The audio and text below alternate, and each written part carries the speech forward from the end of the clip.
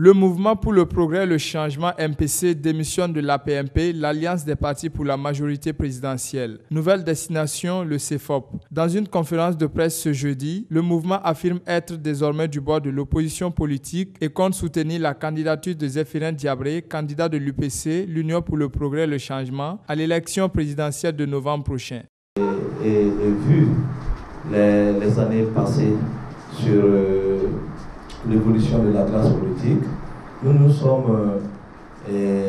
avons attendu le temps pour voir réellement qu'est-ce qu'ils allaient apporter de concret au peuple.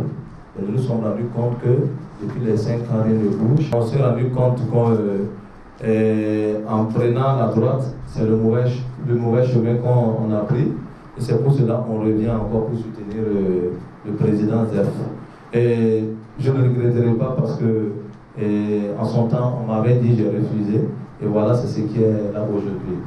Pour le MPC, ce retournement de veste se justifie par les résultats de la gouvernance du régime en place. Des résultats insatisfaisants selon le nouvel allié de l'UPC. D'abord, je peux vous dire qu'il y a l'insécurité, il y a l'insécurité d'abord, il y a le déplacement, il y a beaucoup de déplacés internes, il y a beaucoup d'assassinats et le peuple burkinabé ne se retrouve pas dans son vrai peuple. Alors nous ne voulons pas être témoins de cette dérive qui n'a pas de fin, qu'on ne sait pas à quand prendre fin. Et c'est pour cela que nous avons décidé de quitter et de ne pas être comptable de ce qui va arriver et de ce qui est déjà arrivé. Merci. Rien ne garantit qu'avec Zéphirin Diabré, les maux qui minent le Burkina auront des solutions. Cependant, il y a des certitudes, déclare le vice-président du MPC, Abdul Kader Ouedraogo, qui table par ailleurs sur le candidat de l'UPC comme seule issue pour un retour à l'unité nationale.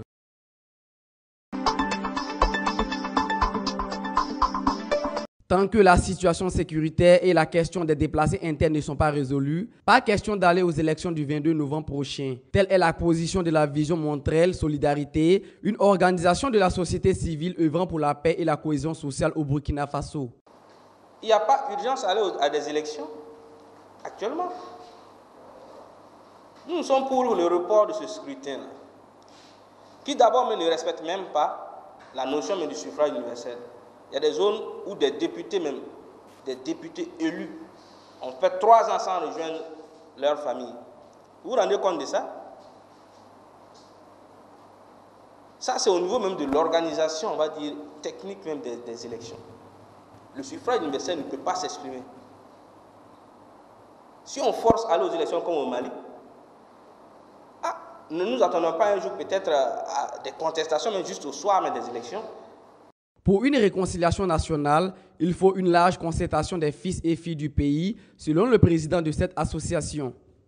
À toute la classe politique, à ceux même qui ne sont pas soit du CEFOP ou du pouvoir en place, à se réunir, que ce soit les Burkinabés d'ici, les Burkinabés de l'extérieur, pour qu'on puisse d'abord régler les problèmes du pays, à savoir la paix, la sécurité, la réconciliation nationale, incluant bien sûr toutes les forces vives de la nation. On ne doit pas mettre quelqu'un de côté, on doit écouter tout le monde, on doit capitaliser toutes nos ressources, qu'elles soient économiques, humaines également. On ne doit pas considérer maintenant des positions, on va dire politiques, mais des positions ainsi de suite. Il faut se réconcilier avec tout le monde. L'occasion a été saisie d'interpeller les organisations internationales œuvrant dans la promotion de la paix et présentes au Burkina Faso afin de participer aux efforts de consolidation d'une paix véritable. Alors, il est indispensable pour nous, jeunes, de nous mettre en avant, de faire en sorte que ce message puisse arriver là où, bien sûr, il doit arriver. Et nous interpellons pas seulement les Burkinabés, nous interpellons également la communauté internationale, les organisations internationales qui sont présentes au Burkina, qui font, n'est-ce pas, des rapports sur la situation que nous vivons actuellement pour essayer de nous amener petit à petit à s'accepter mutuellement, à discuter, à retrouver bien sûr le chemin de la paix, de la sécurité, de la réconciliation nationale, gage du développement véritable pour notre pays.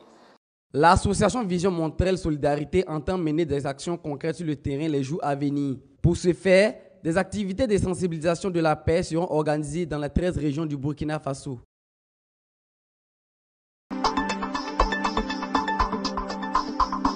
Devoir de redevabilité, tel est l'exercice auquel s'est prêté le ministre de la Culture, des Arts et du Tourisme, Abdoul Karim Sango à Ouagadougou. À l'occasion, c'est une pléthore de projets portés par son département, allant de la promotion du tourisme interne aux préparatifs du FESPACO 2021 qui ont été évoqués. Dans le cadre de la protection et la valorisation du patrimoine, les résultats sont concrets.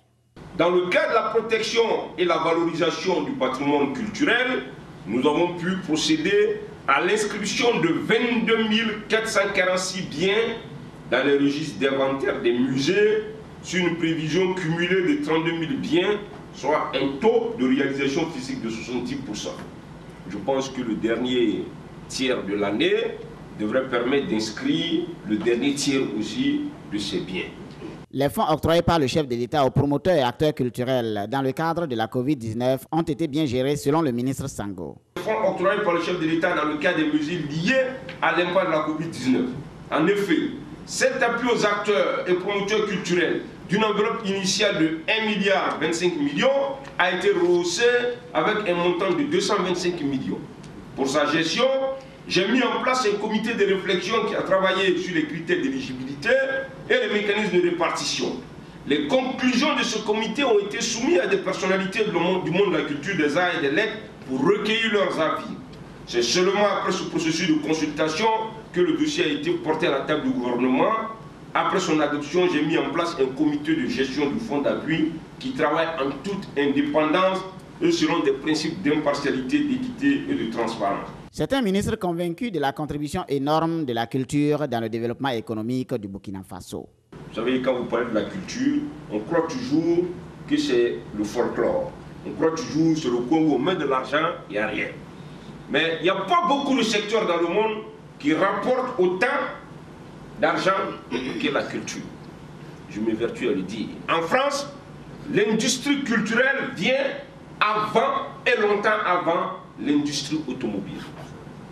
Rien que le cinéma a rapporté en 2019, la dernière fois que je disais, près de 97 milliards de dollars. Le ministre en charge de la culture a tenu à rassurer de la bonne marche des préparatifs de la 27e édition du FESPACO quant à sa tenue. Cette 27e édition se tiendra du 27 février au 6 mars 2021 autour de la thématique « Contribution du cinéma à la culture de la paix ».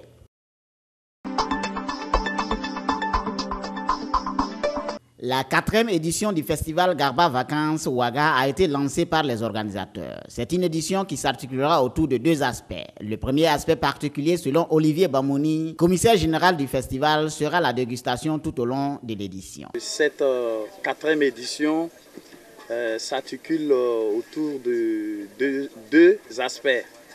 Voilà, le premier aspect, voilà, c'est au niveau de la dégustation. Voilà, il y aura une grande dégustation pendant tout au long des 6 jours. Voilà, et chaque matin, nos partenaires vont nous offrir cette dégustation. Quant au second aspect, il a annoncé que c'est une innovation pour faire respecter les mesures barrières. La deuxième innovation, voilà, elle est née du fait de la pandémie, le coronavirus. Et nous avions décidé pour les installations et tout le long du festival de vraiment respecter les mesures barrières. La réduction du nombre de stands, l'extension du site et également tout ce qui est dépôt de lave-mains à l'entrée principale et à l'intérieur du site. Assigui Nadège, à l'image de certaines restauratrices, a des inquiétudes liées au contexte sanitaire. Cependant, elle pense que ça vaut le coup d'essayer. C'est une première. On n'a jamais eu de pandémie de coronavirus dans ce pays, dans le monde entier. Donc, on va se lancer et puis voir qu'est-ce que ça va donner. Sinon, moi, je pense que les années précédentes, il n'y avait pas de coronavirus. Et on ne limitait pas le nombre de personnes. Et cette année, il faut limiter. C'est-à-dire, lorsque tu peux avoir 100 clients par jour, ça sera plus 100 clients par jour que tu vas avoir. Pour rappel, le festival Faso Garba Vacances est un festival qui fait la promotion de l'attiéké produit au Burkina. La 4e édition se tiendra du 22 au 27 septembre au siège du FESPACO.